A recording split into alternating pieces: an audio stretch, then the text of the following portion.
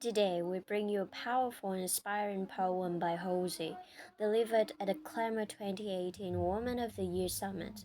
Halsey, known for her honest and fearless voice, addresses the societal expectations and challenges that women face. Her poem urges women to embrace being inconvenient and to defy the double standards that exist in various aspects of life. Join us as we celebrate her bold message of empowerment and equality. Brutally honest, outspoken, and fearless, goes with a gut, never favors appearance. Cause it's time for vanity with opponent to extinguish, and do you think that hint of silver is distinguished? In men, all the qualities that make you a genius, but if you're a woman, you're an inconvenience. She storms through the halls and he dragged out his parts. 2 years in his office, his battle close. A meteor major, he's craving the glory. Pressed into a meeting, demands better stories.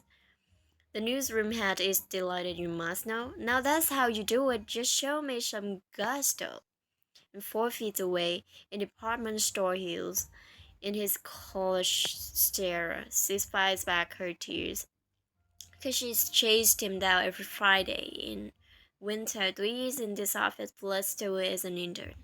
And when she requested some task with more substance, he glanced at the phone and responded disgusted. Please lower your voice. How dare you approach me? Really, your task could afford you some coaching. You're acting so crazy. His tone was defeating. And have some respect. I'll be late for my meeting. You're being inconvenient. It's 7 p.m. and her husband's arriving. She finds the stool and just stares through though she tried. It's been a few days and she slept on the couch. Depression has stolen a smile from her mouth. He walks in, he's angry. He asks about dinner. But couldn't we just order in? She considers. He stares with a vacant and displeased expression. So why do we pay for these dairy sections? If you can be decent and take a damn shower. You warn about me. You're crying for hours. When I first ever met you, I loved, oh, you're crazy. You stayed up all night, you dressed like a lady. Like a rabbit. You loved it back then. But then you did the lump mess in my den. He stormed out of the room and she folded his tie. She felt spotted for him when his father had died. He slept in for days and missed weeks of work. She took up some supplement shifts as a nurse. She never complained, though. She made it promise. But she liked her manic self, too, to be honest. She wished that her crazy was sexy and fun, too. Depression snuck up and she started to undo. Why can't she just man up and act like a wife? She vowed to this man that she served him for life. She really doesn't mean to be inconvenient. So let's cut a woman to live out a miracle and make it through life being less than agreeable. She running for office, but she battles a bias. So to fix this, he hired a best team of stylists. They try in bench suits and skirts till it's perfect. She stares at a mirror and pleads through this surface. But why do I need to be pretty to be seen? I'm far better qualified. It's just a plain mean. Well, he's loud, and he's taught in a hot water gloves, so you know they'll earn him work in Glasgow. They think that they won't really like you with no sex appeal. It's not really fair, but it's just how things are done. She pinches her winkles through skin on her tongue and things. Isn't this just inconvenient? A couple of meanders through Sunday brunch tables. They pick up some coffee, inspect the bagels. Somebody approaches an after church service, and immediately our young wife becomes nervous.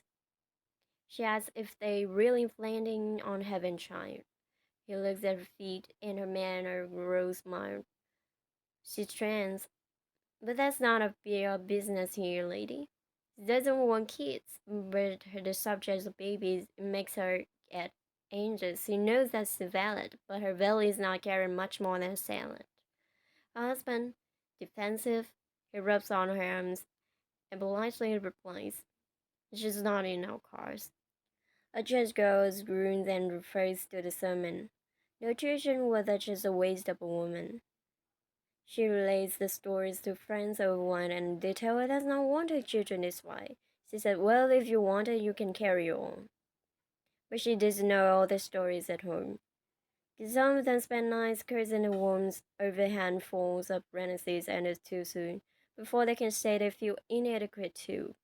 A fire rips out in the back of the room. A black woman storms through the bar in her apron. Seems he's in trouble for slapping his patron. He's put on his hair and her backside and squeezed. He said, why woman really don't go him like this? Her boss is irate, and he tells her to cease let go. Why can't you behave? You're acting so ghetto. She tried to defend herself, only to find that black woman's anger is never in line. Aren't all these women just so inconvenient? Ever since the march, I've been asked to write poems, but irony proves to be just ever growing.